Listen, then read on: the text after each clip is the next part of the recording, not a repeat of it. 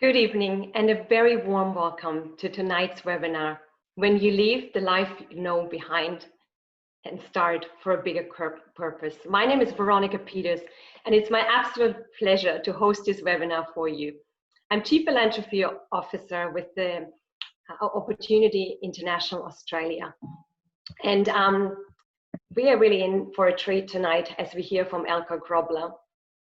The last weeks and months have been challenging, and I know many of us have had the time and space to think about some of the big questions in life, including our purpose and including the state of the world and what it is that we want to change in our life and in the world.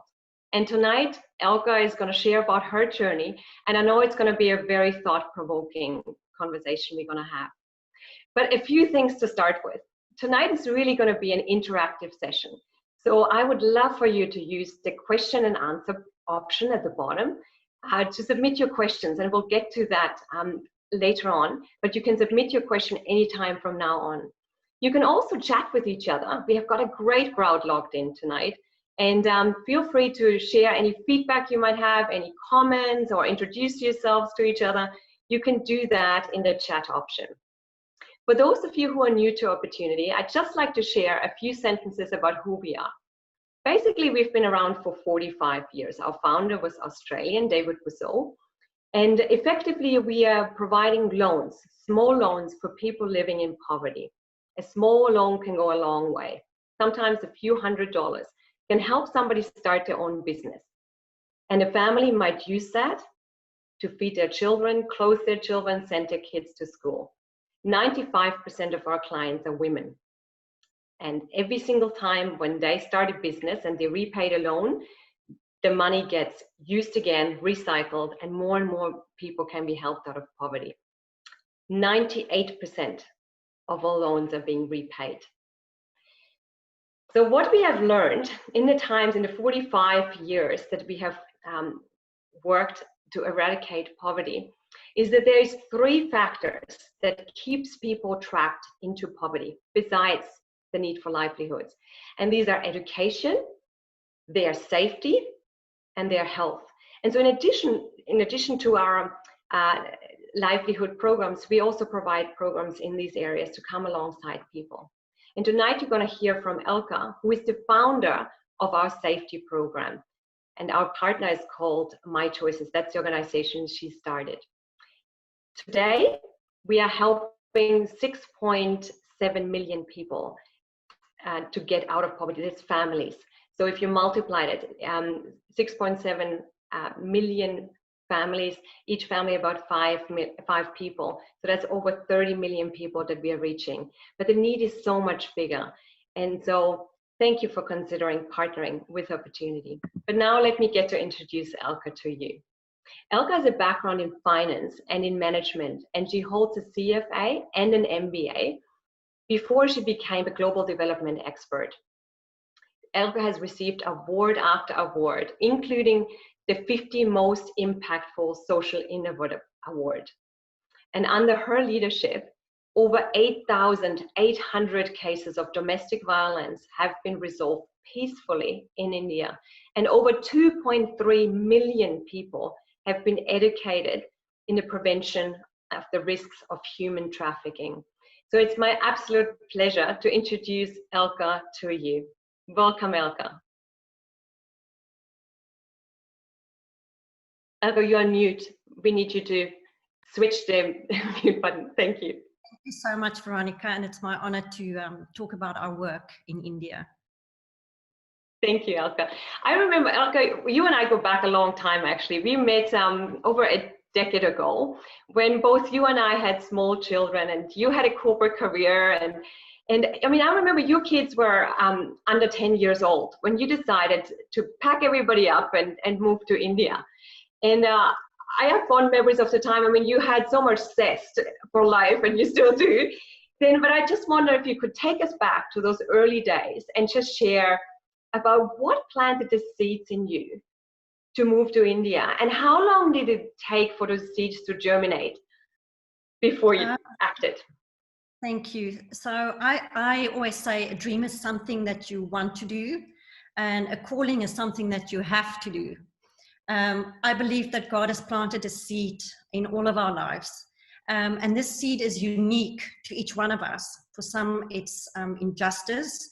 For some, it's education of children. For some, it's health. But we all have a specific calling or a specific seed that's your righteous anger that keeps you up at night.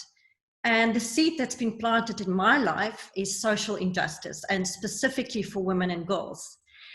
And after many years in investment banking, the seed finally sort of sprouted.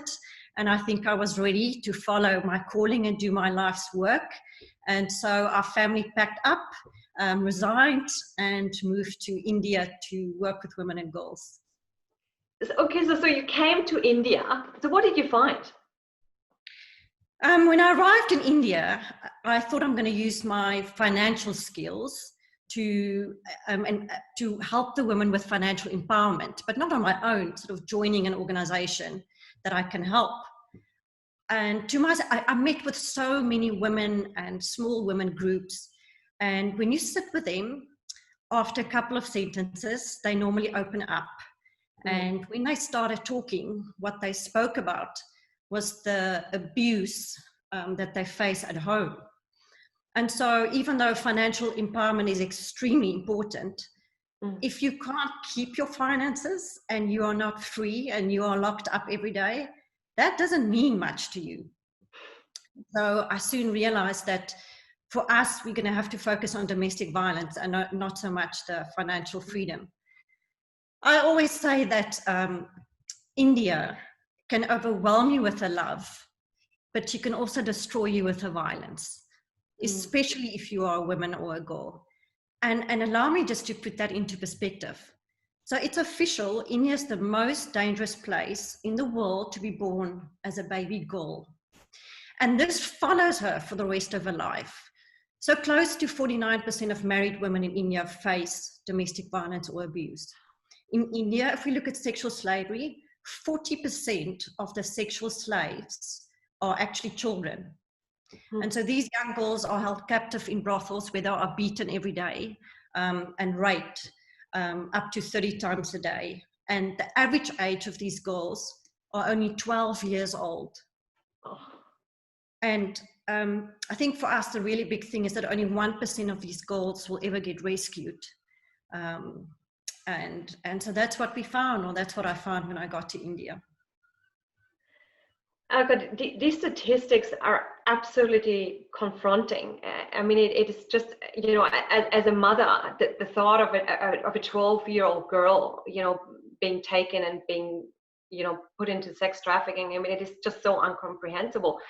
I just wonder if you could just share some of the root causes for human trafficking. I mean, what's the root cause for human trafficking and for domestic violence? Such huge numbers in India.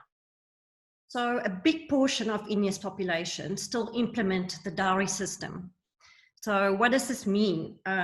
For a girl or woman who gets married, and remember many of these marriages are still arranged marriages, the bride's family have to pay money to the family of the groom, either in actual physical money or in gifts that are getting demanded. So this means a girl is actually seen as a commodity to be traded. And so from the day a girl is born, she's seen as a burden, because thousands of families have to go into debt to pay for this dowry, of which they will never recover. And if you add a layer of patriarchal system on top of this, this leads to a multitude of problems and severe consequences in the society. And I would just like to elaborate a little bit on this ripple effect that all is driven through the dowry system and the patriarchal system. So one of the most horrific consequences is what we call feticide. And in the last 10 years, 10 million girls were killed with selective abortions.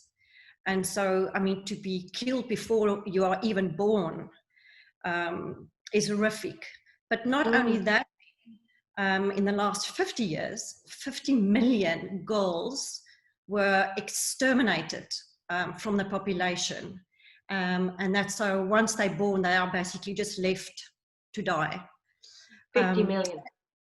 50 million in the last 50 years. And so if we move on to the trafficking of young girls, again, the combination of the dowry and the patriarchal system, these girls are seen as commodities to be traded.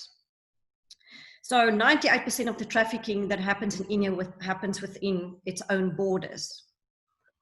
And so these young girls are just seen as commodities and they are traded. And as I said, the average of these young girls are only 12 years old. Now I have a 13-year-old girl. And so to have this image of a girl knowing what they go through, I mean, that breaks your heart. So as I said, so these girls are traded, they're seen as commodities, and that's how most of the trafficking happens. Elca, this is so dark to comprehend. And I just wonder, I mean, I'm sure you would have done research into what goes on in these traffickers. I mean, who could possibly do something like this? What do we know about the mind of traffickers or the approach that they have in India?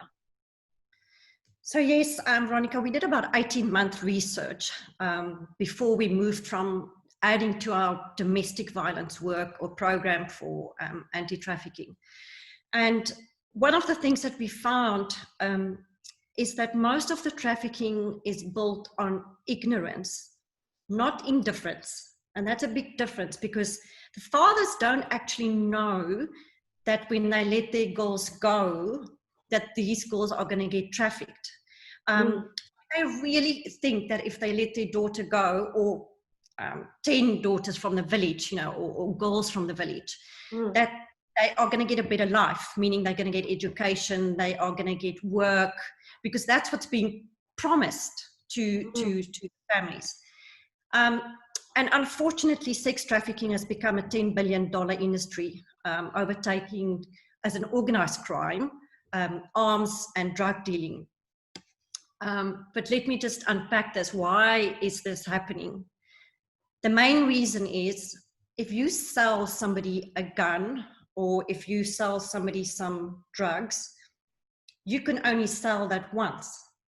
But if you are a brothel owner and you have a young girl, you can sell her 20 times or 30 times a day. And so these bodies are reusable commodities. And so that's why, you know, it's quite unbelievable to think, but that's how that's what happens to these girls. And if you look at the mind of the trafficker, for the trafficker, this is purely a business transaction. The trafficker earns a basic salary to get girls from the village and take them to the cities where they get broken in and then placed into the brothels.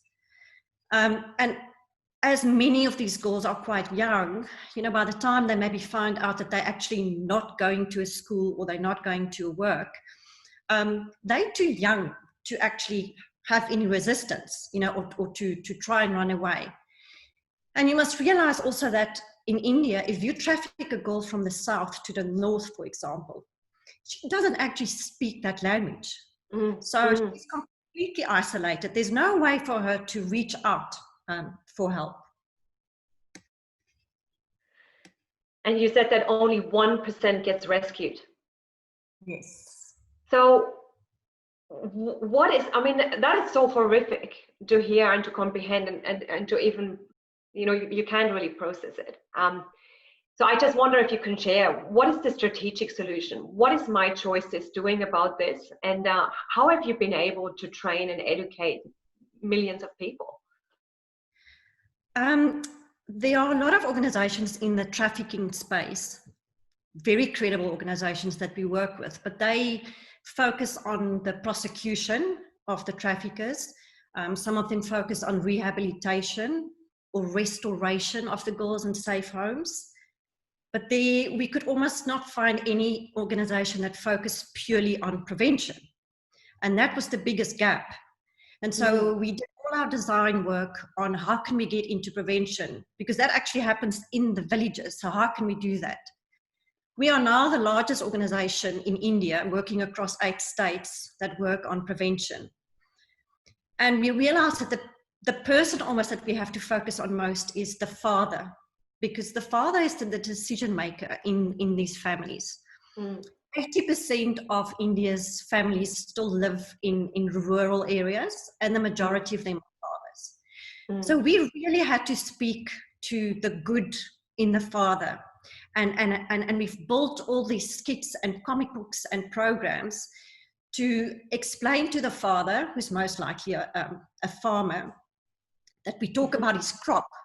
So we say, your crop, when you plant the seeds, you look after them. Okay, you give them water, you make sure they have enough sunlight. You will never harvest your crop before it's ready. And that's the message. Your girl or your daughter is as treasured, and you have to look after and protect her, and she's the harvest that you are growing. And that's how we work in the villages. But I mean, Elca, there's over 600,000 villages in India. How do you know where to go? That's a very good question. So we've partnered, I mean, you say there's 600,000 villages. We've partnered with an organization called Quantum Analytics that built a world-class mapping tool for us to determine which villages to go to first, as we don't have the resources, human capital, or funding to go to all of these villages. Now, you must realize that every organization has a deadline. I mean, our deadlines are just different. For us, our deadline is that every 3 minutes, a girl gets trafficked into sexual slavery, never to be found again. So we really have to make sure we prioritize where we go. And so what we've done across the 8 states that we work in currently, we've trained over 100 field partners that actually go to these villages that we've identified that's most at risk, and they conduct our Safe Village program. In other words, how to keep the village safe. And to date, I know you've mentioned some of the numbers, but we've conducted over 4,300 Safe Village programs. And every month we add another 100 of these across India. And, we've reached over 2.3 million people, but we're reaching as many as we can still going on. So let me just recapture that. Every 3 minutes, a girl gets trafficked under the age of 12 years old into sex trafficking. I mean, the average age is 12, so some of them will be low. We've found in the safe home schools as young as 3 years old that have been trafficked, but your average age is now around 12 years. So that would mean since the beginning of the start of this seminar, I mean, more than 5 girls, actually probably 6 girls would have been trafficked. Yes. I mean, you just need to let that sink in. I mean, that is unbelievable. And so, I mean, the fact that you have somebody like Quantium to tell you where to go next, it's a phenomenal partnership, actually. Yes, we can't work without partnerships. And as I said, this is one of not only have they built this tool for us, but actually all our platforms, our data platforms and system platforms have been built by Quantium as a pro bono work for us. Elca, I'm interested. I mean, it's challenging to measure the impact of prevention, right? I mean, how do you know you prevented something from happening, right? So how do you do this? How do you know that what you're doing is actually working? This is a very valid and relevant question, and something that we actually get asked quite a lot, because it's quite difficult to measure, which in turn, make it quite a bit hard to fundraise. But as I said, most of the girls that are getting trafficked is trafficked based on ignorance, not indifference. So if we can address this ignorance, the lack of knowledge, basically, that's where a big change then can come in. And I think it's also very important to note that that our work is intergenerational, because in domestic violence, a boy growing up in an abusive home is 5 times more likely to perpetuate the abuse once he's a grown man. Mm. So reaching these boys at a very young age is extremely important for us. And this is the only way we will be able to break the cycle of violence. Mm. And another thing that we do as an organization that is very important to us is we include men in everything we do. I mean, they are part of the solution. In our counseling work, we will never finish counseling unless the perpetrator forms part of the counseling. That's for domestic violence.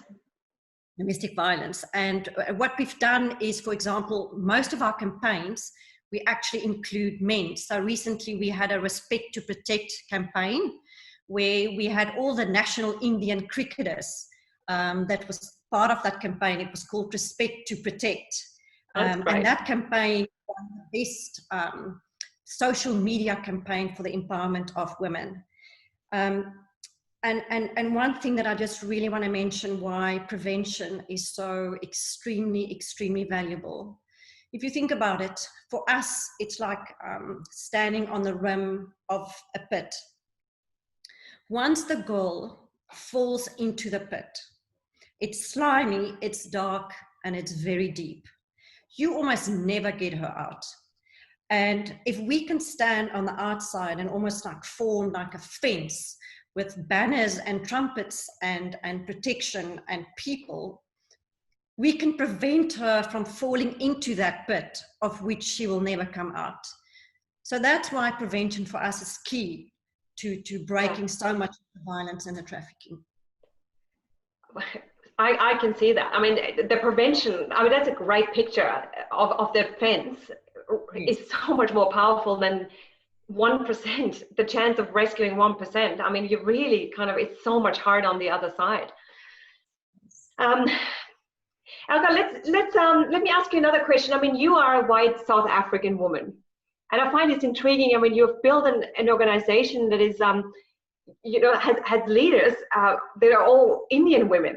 And so I'm just wondering, how did you do that? How did you come into the culture and win everybody's trust and find acceptance as white South African?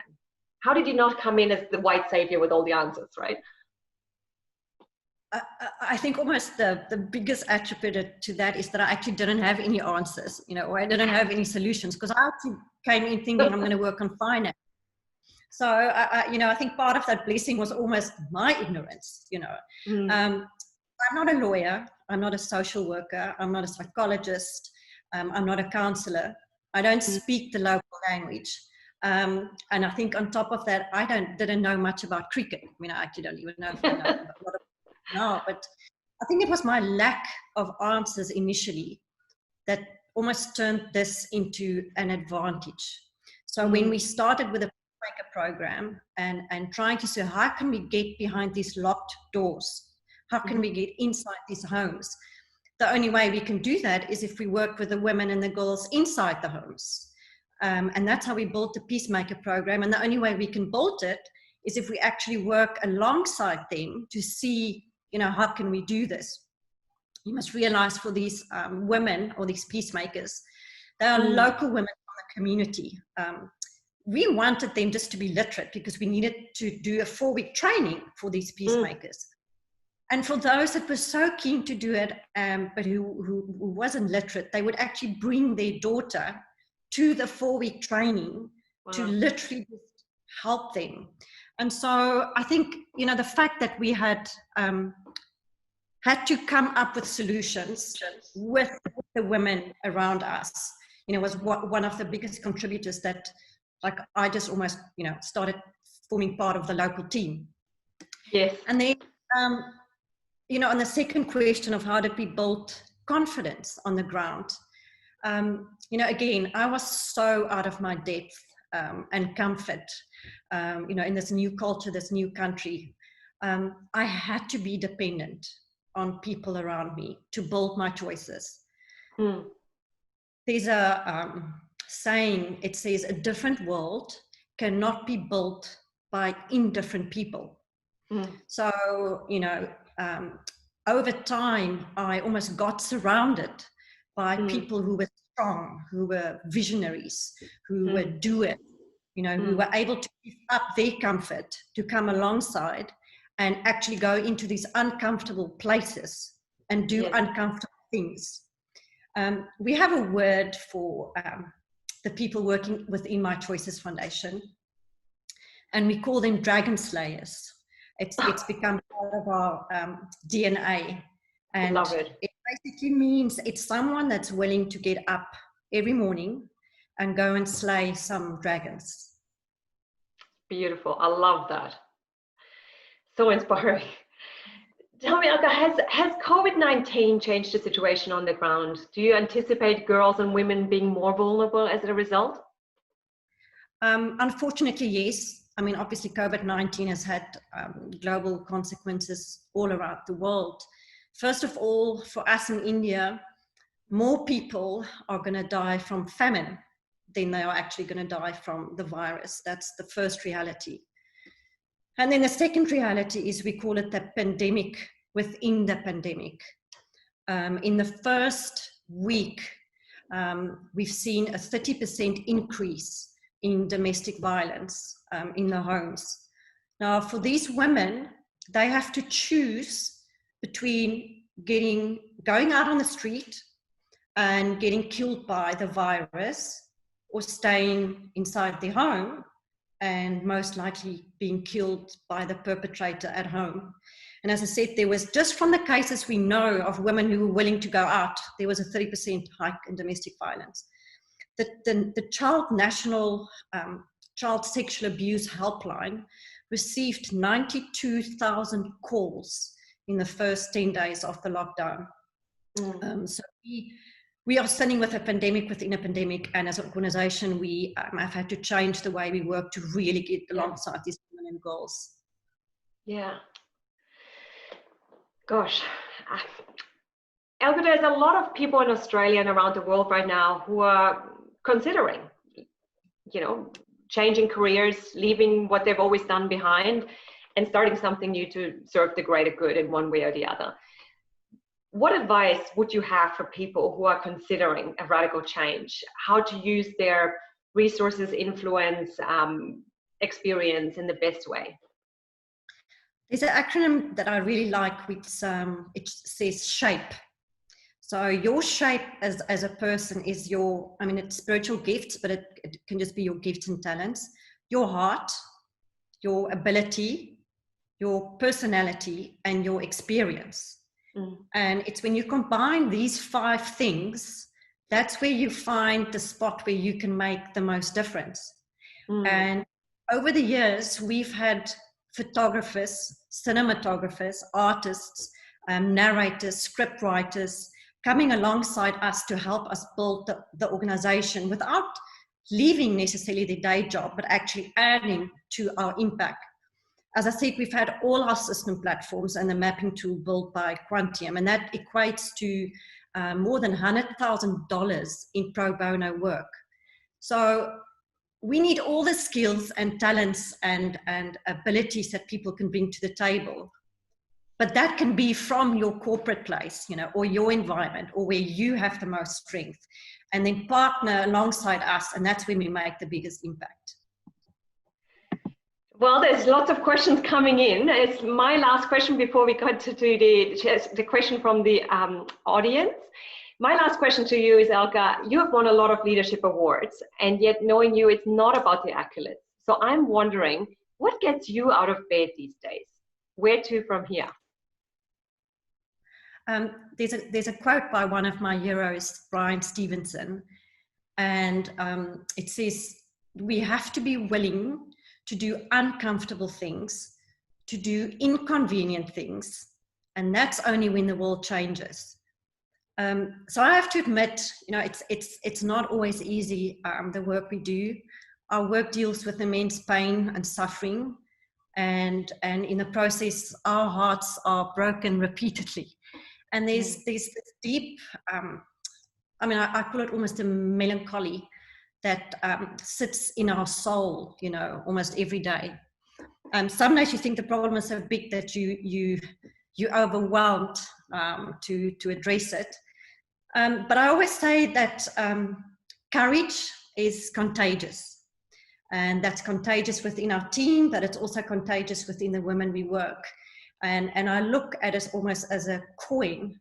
On the flip side, on the one side you have courage, and on the other side you have hope. And it's this hope, you know, that gets us going and gets us out of bed. Thanks, Elca. Let's go to the question from the audience. Here we go. What was the hardest lesson learned as a pioneer that you wished you had learned earlier?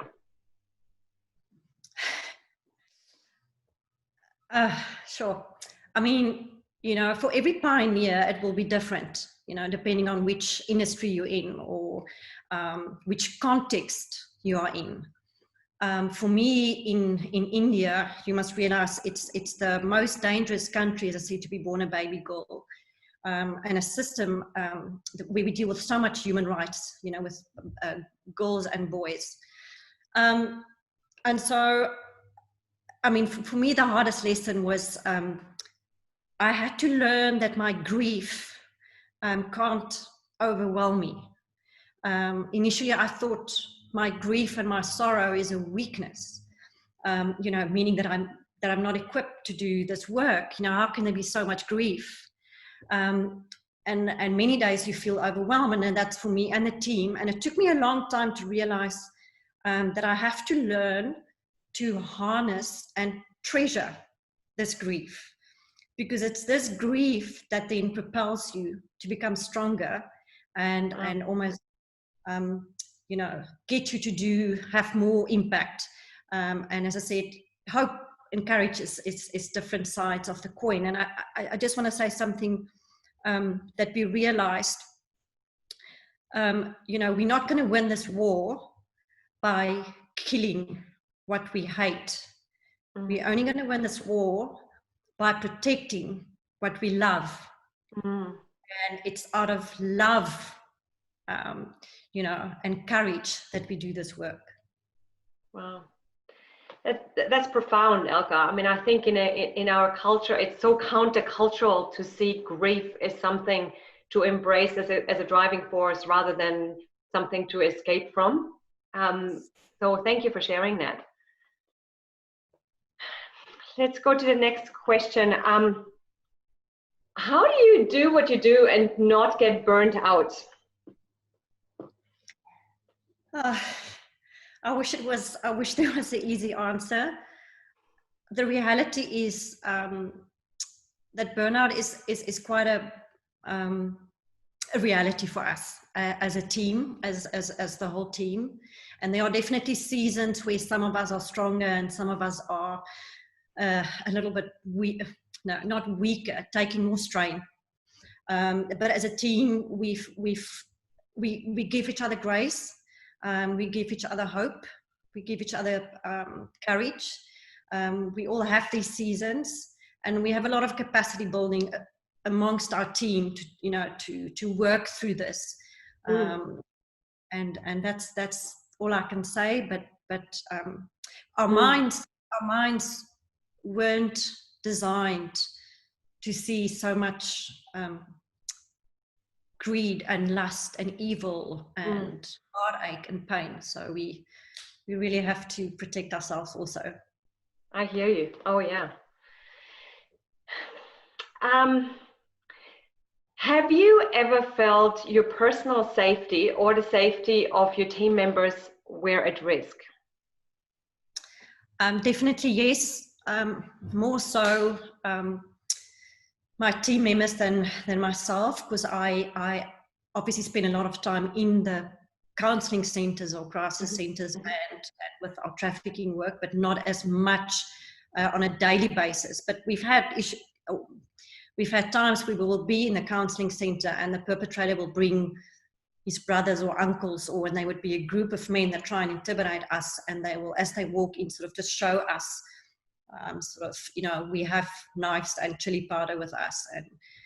And you know, so the team face more of that than I do. With the trafficking work, there are certainly villages which I am not almost allowed to travel to because of the risk of abduction. So yes, but as a team, we've been fortunate that we haven't had serious incidents. Okay, and there's another question, I guess, that follows on from here, which is, do you work with the police? And another question, do you work with the Indian government? And I guess the Indian government question is to protect the families from the consequence of the dowry. So realize that the dowry system is actually illegal. Okay, so it's not supposed to happen, but it happens everywhere. Then in terms of your question with the police is just as much as men are part of the solution, for us the police is part of the protection that we have to work with. So in all the communities that we work, we have a very good relationship with the police in that community. It's actually come to the point where the police will, all their domestic violence cases are actually sent to our counselling centres that we deal with. And we've actually also become the preferred trainer of all the police in terms of how to sensitize them on domestic violence. You know, what do you do if a woman comes into the police and she's completely beaten up? How do you deal with that? So we're very fortunate that as time goes on, we're forging really good relationships with the police. Thank you. There's another great question. I'm combining two questions that have come in, and there's like, how do you balance your inner calling to help women and girls with the needs of your family? And somebody else phrased it in, what was the cost for your family of your calling? I don't think any calling comes without sacrifice. And I mean, for us as a family, you know, we moved with 3 young children to a country where when we landed in Hyderabad, it was the very first time that myself and our 3 children, you know, was in Hyderabad. So there's definitely a cost and there's definitely a sacrifice. But I also think that the exposure that our family has been given has transformed our lives forever. Mm-hmm. We live out of a deep sense of gratitude. And that gratitude changes the way you live. It changes the way you think. You know, so if I could go back and somebody say, you know, we've been there 9 years now already, and say, even after all of that, if you could re-choose, you know, the 2 paths, I will not change it for anything in the world. Wow, that's beautiful. Now, I love the next question that has come in, actually.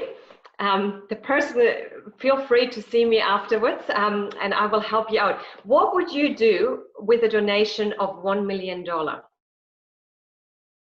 Well, if that's a real offer, then please tell me who that person is, so that we can get in touch.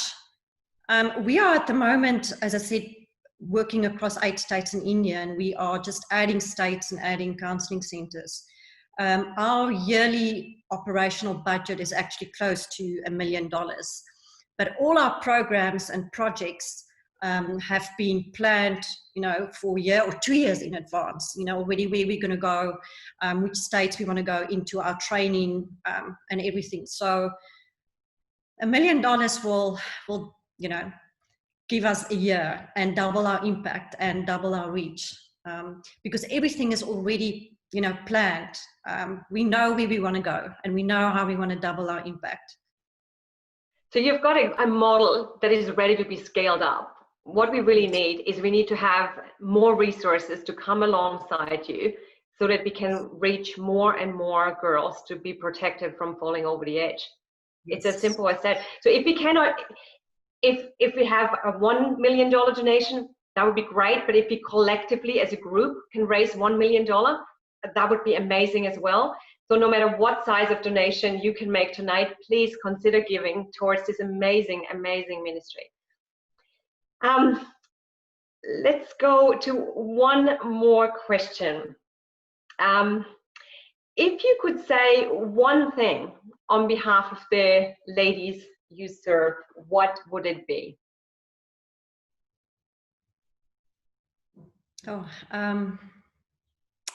I would say thank you. The thank you is from the thousands of courageous women and girls that have stood up themselves when given the tools to stand up for themselves. Very early in my journey, I was at one of our centers in the old city of Hyderabad, which is really a difficult place to be in. And as I walked down the stairs, there was this young girl. I mean, she had a full burqa and I could only see her eyes, but I could see from her proportions it was a young girl. And she had a friend with her, which was the translator. And she was told in the center that I'm the founder. And she came to me and she just clinged to me, like she wouldn't let me go. And she broke down in tears and her whole body was just sobbing and she wouldn't let me go. And she was only 17 years old at the time, but she's already had 3 children. And so her first child she got when she was 13 in a forced arranged marriage. And all she said the whole time was, thank you, thank you, thank you. It's the first time she's been given the opportunity to speak to someone. It's the first time that somebody is believing in her. It's the first time that she has a way of escaping the violence. And we have a safe home. And on the walls of our safe home, there are all these beautiful drawings and clips that we've put up. And it's actually drawn by the children of the mothers that stay at the safe home. And everywhere in this drawing, somewhere captured in the drawing are these words, thank you, thank you. And so it's thank you from the women and girls we save, but from us as a team, it's also thank you for the opportunity almost to be able to bring peace into these violent places, the privilege of being able to do that. And I mean, I just want to thank my team also for, the work we do every day, of getting up every day and slaying dragons. They are the true heroes. That's beautiful. Thank you so much, Elca. I know we haven't gotten to every question yet. I've tried to kind of get to as many as we possibly could, but I know that we have each taken away something that'll stay with us from this seminar. I know personally for me, I know the image of the dragon slayer on the top of that fence is what will stay with me. And I just want to, not be complacent. I just want to come alongside you and be one of your Slagendreyers, because I think the world needs more of that. And I'm just really hoping that we'll all see that we can play our part to advance your cause. We just really want to thank you for what you do. And so you may be asking, what is it that we can do right now? And I just want to give everybody some practical ideas of what you can do. First of all, please stay informed. It is so important that we not remain silent. Share what you have heard today. This session has been recorded and will be made available to you, so you can share it with your networks and with your friends and with your family. So you can bring others along on the journey of opportunity and of my choices. And we are hosting another webinar on the 12th of June, very different. This one is going to be a cook for opportunity, and so you can be, while you're at home, you can with your family cook up a storm with some phenomenal chefs, and at the same time raise much needed funds for opportunity. And finally, what I would really like to encourage you is you can give to our crisis appeal. And in the chat box there is a link that's going to come up, and you can click directly there and you can donate there. People living in poverty need us more than ever before. This is a crisis of phenomenal dimensions, and we have an opportunity to help people.